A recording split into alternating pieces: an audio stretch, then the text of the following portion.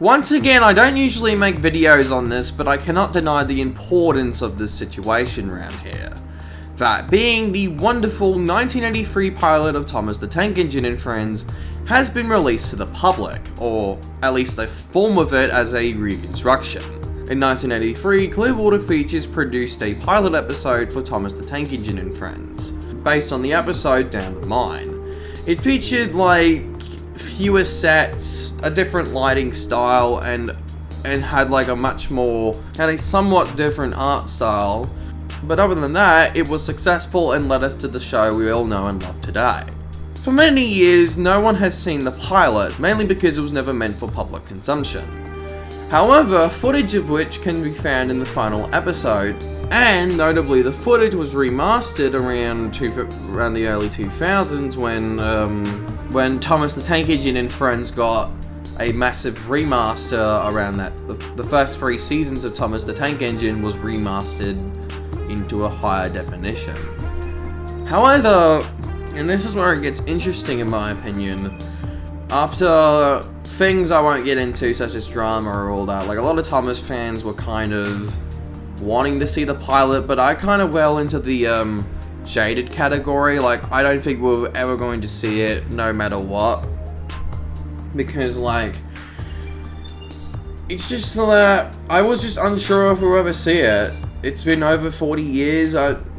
Mattel is probably not going to do anything with it, but color me the most surprised when just one day Mattel just outright announced, hey, we're gonna release the pilot. Release it for free on YouTube, will be the entire thing, and will include stunning remastered footage, a new narration track by Ringo Starr, and a new soundtrack by Mike O'Donnell.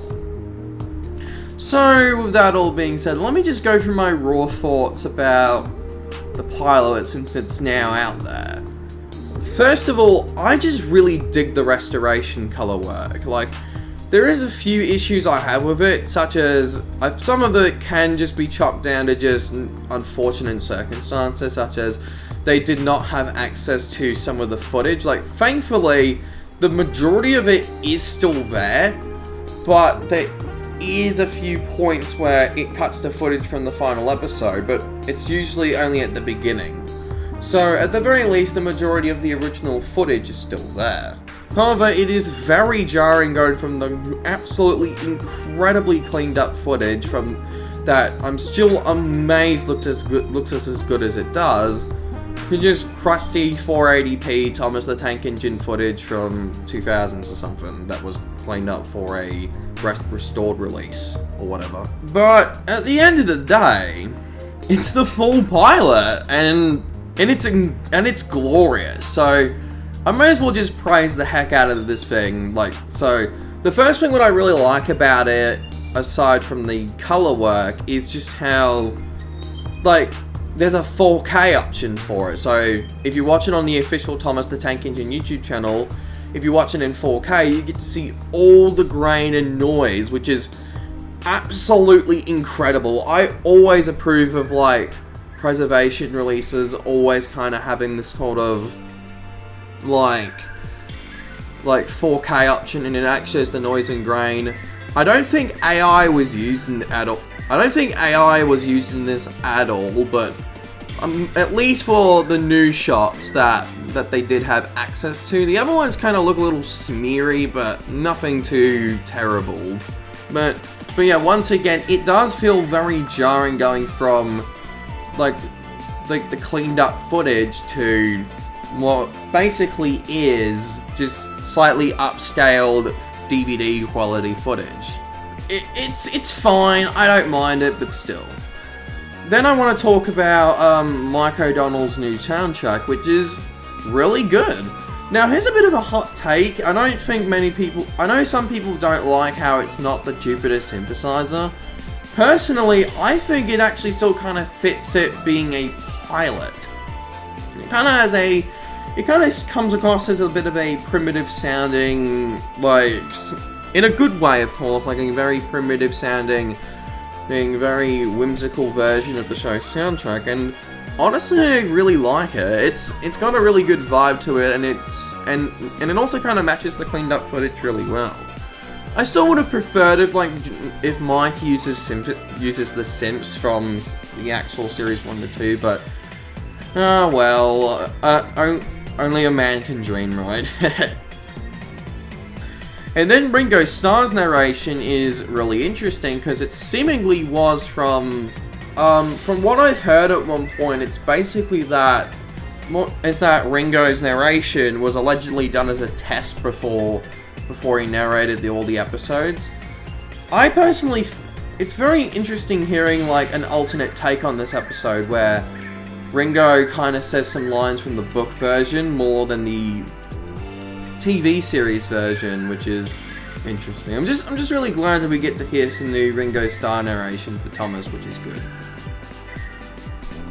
The next thing I want to kind of talk about is also the adaptation. So it is a little bit more simple in some areas than that. We don't get to see Gordon rushing to Thomas's rescue from like a different part of the set. He kind of just already, as soon as the Fat Controller says, maybe I should go get Gordon, Gordon's right there right off the bat. But other than that, I think the crash in the pilot is way better than the final episode. Like, they actually show like the mine collapsing before Thomas falls into the hole. It's not, in fact, what's interesting, it's portrayed without using any like narration. It's shown on screen, but it's not like Thomas is getting close and then all of a sudden he can feel like the rails cave in, like, which I think is how the Railway series version played out. But it's still much more faithful than the final version of the episode where Thomas it's just all of a sudden, like, no, you're not, like, Thomas just suddenly falls down a mine that's already, a hole is already there. It's very fascinating how this supposed lower budget production has a much more faithful crash than the final version. It's very interesting stuff, I will have to admit. Another thing I found interesting is that Annie and Clarabelle, or Annie or Clarabelle or whatever, are much more expressive in the pilot. Now, I wouldn't be surprised this is done to kind of cut down on some unnecessary like time in between shots, because it likely took a long time to kind of apply the expressions of Annie and Clarabelle between shots. But it's kind of a shame they didn't really follow up with more Annie and Clarabelle expressions. It's really charming stuff. I really love it. Also, may as well have to talk about Thomas and Gordon's prop, because this is what I think many fans were really wanting to see. They really wanted to see these early takes on these wonderful characters. So, Thomas is somewhat similar to his final counterpart. According to the raw footage Mattel has shown off at the beginning of like the upload on YouTube, it seems like the mine scenes where Thomas falls down a mine and Gordon gets him out were filmed first, and there are some slight differences between the props between that scene and the, what was it called again? Lower Ellsbridge or something? I'm sorry, I'm trying to remember. This is a unscripted video. But luckily, Lower Sudbury, wasn't it? Oh well. Basically, at the station scenes, like, the eyes, like, it has, like, the little, like, indent in it that kind of make it look like the little pie eyes. However, in the final episode, but then later on, like, the scenes that they filmed later on, there you have eyes that are a little bit more closer to the television show's original style a bit. They look a little more, less susceptible to reflections and all that, which is very interesting. So yeah, it was really cool seeing the original takes of Thomas and Gordon. Thomas looks really cool, I really like his early design, but Gordon, oh, Gordon is so goofy looking, like, especially when he's looking angry in, like, at the station shots. it's really funny. I really get a kick out of Prado Gordon. He's really cool. Kind of a shame that, well, okay, apparently from what I've heard, that the props they aren't separate props. Like, obviously Thomas was retooled into the Gauge 1 prop we know today. Gordon was also apparently heavily modified after the pilot's production, so there's that. It's just, in general, like, I really like how the pilot looks. I really like the different camera work. It's kind of a fresh take on classic Thomas in a sense, and I'm really glad that we'll finally be able to see what could have been. If you haven't already, please check out the pilot for yourself. I left a link in the description to the official Thomas the Tank Engine YouTube upload for it. If you wanna, I suggest you watch the video in 4K, much like with like the Tugs Project's uploads from the past, where like to get the most out of like the video quality, you gotta watch it at like 4K and don't to see all the noise and grain. So please remember to do that. Yeah, so that's my thoughts on the Down the Mine pilot. I am very glad it's publicly available now, and hopefully this will lead to more major discoveries from Mattel. Who knows, maybe we'll finally get the missing coach, if that even still exists. Anyhow, thank you so much for watching this wonderful little video, and I'll see you all next time. Bye bye!